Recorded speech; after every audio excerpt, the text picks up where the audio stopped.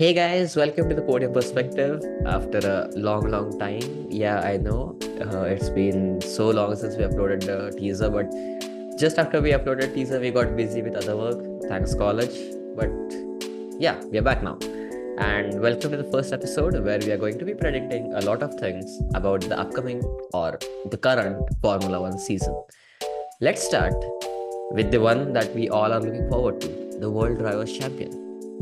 Now, Anuj, who do you think would be the World Driver Champion of 2024? As if it's such a big mystery.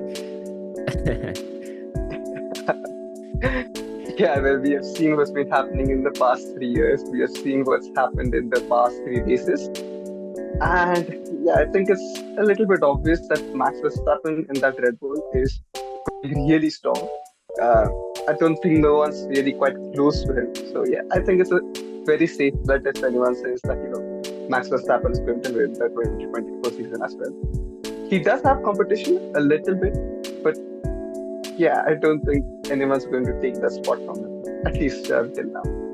And I totally agree. Even I'm going for Max Verstappen as the 2024 WDC. He's just unstoppable right now. Like, I don't see anyone, not even He's fun. Hamilton, Alonso, Leclerc, Norris. I don't think so. Anyone can stop him right now.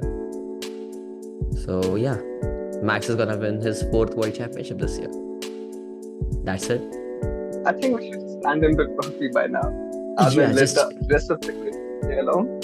exactly. I mean, like, or just skip 2025 and go straight to 2026 and the new rule cycle. Rule regulation change. Yeah, but I mean, Max is in the form of his life.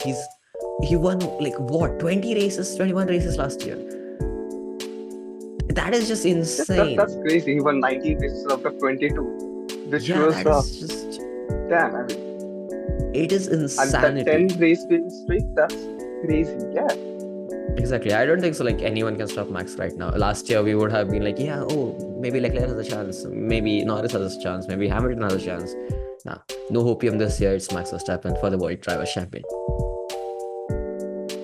Now coming to the next world champion, the World Constructors Champion to be precise. Now this is a tricky question because unlike the World Drivers' Championship, the Constructors' Championship is very close. At least this year it is. We have seen Mercedes coming up with a decent car. McLaren has made a good step forward. Ferrari is just wow. So yeah, and even Red Bull, the RB20 is as dominant as the RB19 was. So it is very interesting to see who would be the World Constructors Championship. And Anuj, what are your thoughts on them? well, I think if I'm to select two teams, it's going to be Red Bull and Ferrari. But then if you look at Red Bull, especially with Max in it, I think Red Bull does have a little bit of upper hand in the game when it comes to point-wise.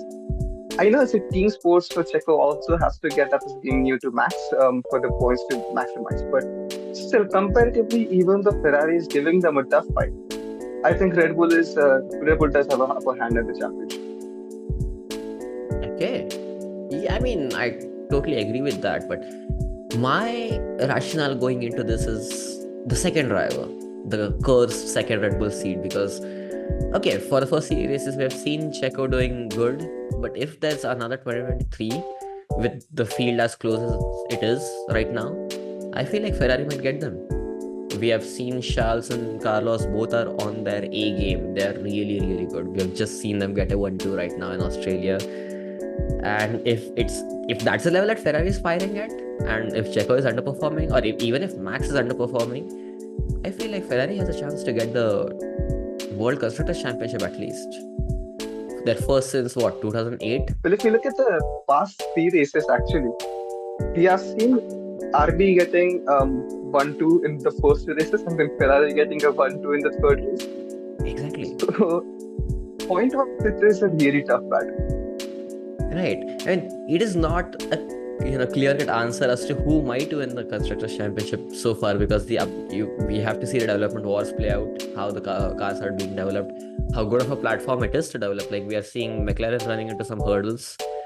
Mercedes is just starting over. I don't think so Merc is in the fight right now. Merc is just out of the Constructors Championship fight right now. They would be lucky to get P3. Yeah, I don't think. Yeah. Yeah. For me, I'm going with Ferrari. I'm locking in Ferrari. That's just the hopium coming in. But yeah. 2024 is Ferrari's year. Next up, we have the driver of the year, the best performing driver. Now, Anuj, this is also another interesting question. Like, the driver of the year not always means the driver who wins the world championship or the driver who scores the most points. It's more of the driver who is putting in the raw performances relative to the machinery he's being given. We see a lot of drivers standing out. Like in 2022, we had Alex Albon performing really, really well in that Williams, which did not belong in the points. We had, obviously, Fernando Alonso in 2023, where he was just on an insane run of getting podiums at the first half of the season. Who do you think would be that driver in 2024?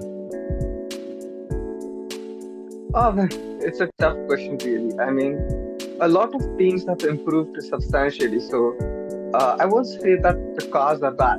So it's all up to the driver's performances. And relative to the car they have been given and the performance they're putting up, I would place my bets on Yuki Tsunoda. Yuki Tsunoda Okay. has been given a car that's, I don't know, a little bit ununderstandable. We can't really judge where they are right now, whether they're in the midfield or whether they're still playing in the low fields. Because if we see the other driver in the Visa Cash App Party, whatever it is, if you see Daniel Ricciardo, he's not really there in the point scoring race currently. Well, that's He's blasphemy really there according to some fans, but yeah, I kind of agree. Yeah, so that's the reason when I compare him to the teammate, I think Isuzu get more out of the car than what his teammate is doing. So yeah, I would place my bets on Yuki Tsunoda for driver of the year. That's a good choice. Like, yeah, Yuki could definitely be one of the stars of the season. But for me, I'm going for a driver who is kind of at the twilight of his career, but still putting in performances in a car, which is really bad. Of course, I'm talking about Nico Hülkenberg. Hulk, in the last two races, has genuinely surprised me. Like, he's not making any mistakes. His qualifying pace is just amazing, and he has scored points in a Haas. In a Haas, which, even their own team principal, Eio Komatsu, had said that car does not belong in the points, and here is Nico scoring points. So yeah, I think so Nico Hülkenberg is gonna drag Haas into places where they don't belong, such as P6 in the Constructors Championship right now. Yeah, they are ahead of Alpine, which is just wow. Like, seriously, what are you doing? Yes, I agree with Nico. Nico is there. Yeah, he definitely does deserve to be there in the competition. Yeah, I mean, to be honest, it's not a Visa Cash App RB versus Haas. It's mostly Yuki Tsunoda versus Nico Hülkenberg. Yes. So yeah, those are our picks for the driver of the year. Now let's move on to the worst driver of 2024. Now, in previous years, we have had clear worst drivers such as Nikita Mazepin in 2021, Nicolas Latifi in 2022, and Nick De Vries in 2023. Who do you think will take the crown in this year? Well, it's a tough question considering. True. It's a little bit different right now. And to be honest, my opinion is a little bit controversial. I think that my choice for the worst driver this year will be Daniel Ricciardo. He's a great driver. I mean, no point over there. We've seen his excellent performance during the Red Bull years, and he's a really good driver. But then I think he's lacking of bit, especially in that RB right now. I just don't think he's hitting the mark. So, considering the car that he's been given and the performance that should be expected from him, I don't really think he's getting over there. Wow, you have gone into the deep end right away. That is going to be controversial. Anyway, so me, I think so. If you're talking about relative performance to the car, there's only one name that comes to your mind, and unfortunately, it's Lance Stroll. I don't think so how Stroll can improve any better. He has been in Formula One since for ages. He's been since 2017, I think so. That was his first season. Yeah, he has more F1 experience than Leclerc, Norris, Russell, Albon, and yet he's nowhere near on that level. Last year was bad. It was really bad against Alonso, and I think so it will be a repeat of the same this year as well. He has not convinced me one bit to think anything else. So for me, it's going to be Lance Stroll for the worst driver. Well, yeah, that's also a fair choice, I guess. Yeah. Now let's come to the feeder series, specifically Formula 2. Every year, F2 puts on a show and gives us unpredictable results. And let's try to predict the champion this year, shall we? Again, last year, Theo Pocher had an amazing campaign. Frederick Westy just couldn't get it. This year, the field is closer than ever. Like, we have some amazing drivers. We have Ollie Behrman, Kimi Antonelli, Zayn Maloney, Isaac Hadjar. You have Kushmaini. They're doing amazing.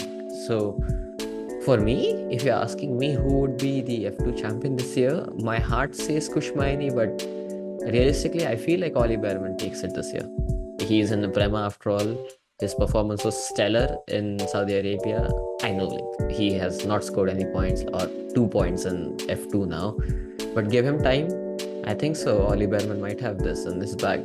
The Brit is really, really, really talented, and it's just a matter of time before he gets into a house now.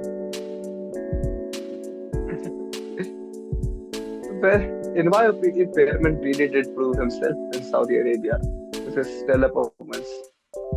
But I'm actually a little bit confused considering the F2 championship because it's always very unpredictable compared to F1. A part of me wants to believe that Maloney is there, but then other half of me says that Behrman shall get it. Although if I'm to place my bets, I guess I'll go towards Behrman. So Ollie Behrman, there you have it. This year's F2 champion. Yeah. Let's see. I mean, I think so. We had the same confidence in 2022 going in, like where we all were like Theo Pocher would win it and Felipe Dragovic out of nowhere just Superman the entire field. So yeah, it's F2. It's an amazing championship. Let's see what it puts up this year. With that, we'll end the predictions video and we'll see you guys in the next episode. Stay tuned.